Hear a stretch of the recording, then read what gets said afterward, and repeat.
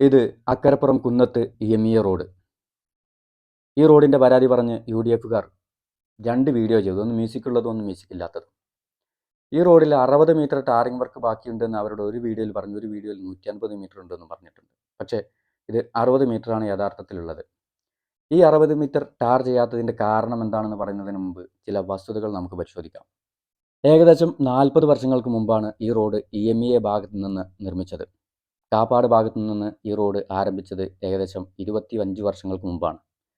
40 വർഷങ്ങൾക്ക് മുമ്പ് തുടങ്ങിയ ഒരു റോഡ് 60 വർഷത്തോളം ഭരിച്ച UDFന് ടാറിംഗ് തമ്മിൽ ബന്ധിപ്പിക്കാൻ കഴിഞ്ഞില്ല എന്ന് നിങ്ങളുടെ വ്ളോഗറുടെ ഭാഷയിൽ പറഞ്ഞാൽ വളരെ മോശം.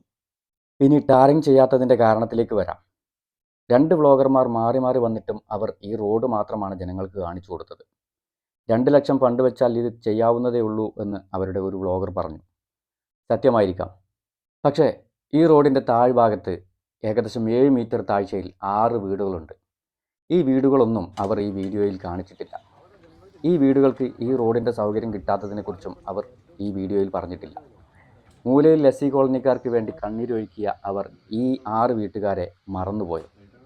അതോ ഈ 6 വീട്ടുകാർ അവരുടെ ആളുകളല്ലാത്തത് കൊണ്ടാണോ ഈ 6 വീട്ടുകാരെ അവർ ഈ വീഡിയോയിൽ പരാമർശിക്കാതിരുന്നത്?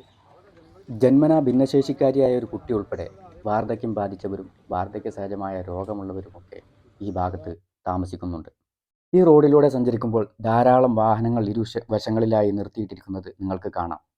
ഇത് ഗാനമേളക്ക് വന്ന് വണ്ടി പാർക്ക് ചെയ്തവരല്ല.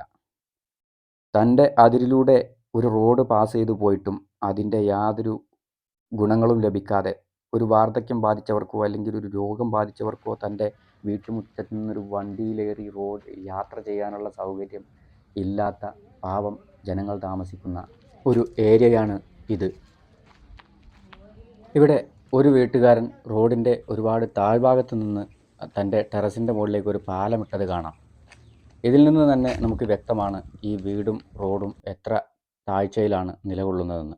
ഈ വീട്ടുകാർക്ക് ഈ റോഡിൻ്റെ സൗകര്യം ഉപയോഗപ്പെടുത്താൻ പറ്റണം. അതിന് പരിഹാരം കാണണമെങ്കിൽ ഈ റോഡ് പറ്റാവുന്നത്ര താഴ്ത്തണം.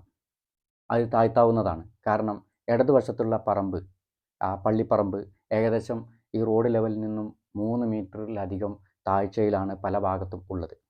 ഏകദേശം ആ 3 മീറ്റർ താഴ്ത്തിയാൽ തന്നെ ഈ 7 മീറ്റർ ഉള്ളത് ഈ വീട്ടുകാർക്ക് 4 മീറ്ററായി ചുരുങ്ങും. അപ്പോൾ അവർക്ക് ആ ഒരു ലെവലിലെങ്കിലും അവർക്ക് വണ്ടി ഇറക്കാനുള്ള സംവിധാനം ഒരുക്കാൻ സാധിക്കുമെന്നതാണ് ഞങ്ങൾ പ്രതീക്ഷിക്കുന്നത്. ഇനി CPMകാരെല്ലായിടത്തും മാന്താൻ നടക്കുകയാണെന്ന് പറഞ്ഞ് അതിൻ്റെ പിന്നിൽ പൊങ്കാലിടാൻ വരണ്ട. കാരണം അത് സാധിക്കുന്നതാണ്. കാരണം അത് സാധിക്കുമെന്ന് നിങ്ങൾ തന്നെ തെളിയിച്ചിട്ടുണ്ട്. കാരണം അത് നിങ്ങളുടെ ആളുകളാവണം. നിങ്ങളുടെ ഒരു ചാവേറിൻ്റെ വീട് ഇതിൻ്റെ പരിസരത്തുണ്ട്.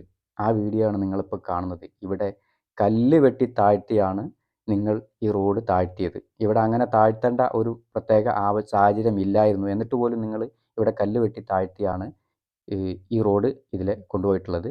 അതിന് പുറമെ നിങ്ങളുടെ ഒരു ചാവേറിൻ്റെ വീട് പണിക്ക് ഉപയോഗിച്ചിട്ടുള്ള മിക്ക കല്ലുകളും ഈ റോഡിൽ നിന്നാണ് എടുത്തിട്ടുള്ളത്. അതുകൊണ്ടാണ് ഞാൻ നേരത്തെ ചോദിച്ചത്, ഈ 6 വീടുകാർ നിങ്ങളുടെ ആളുകളല്ലാത്തത് കൊണ്ടാണോ ഈ 6 വീട്ടുകാരുടെ ബുദ്ധിമുട്ടുകൾ നിങ്ങൾ ഈ വീഡിയോയിൽ തുറന്ന് കാട്ടാതിരുന്നത്? അതിനാൽ ഞങ്ങൾക്ക് ഉറപ്പുണ്ട് ഈ റോഡ് താഴ്ത്താൻ സാധിക്കും. ഈ റോഡ് താഴ്ത്തി ഈ 6 വീട്ടുകാർക്കും ഗതാഗത സൗകര്യമൊരുക്കാൻ സാധിക്കും എന്നതിൽ ഞങ്ങൾക്ക് ഉറപ്പുണ്ട്.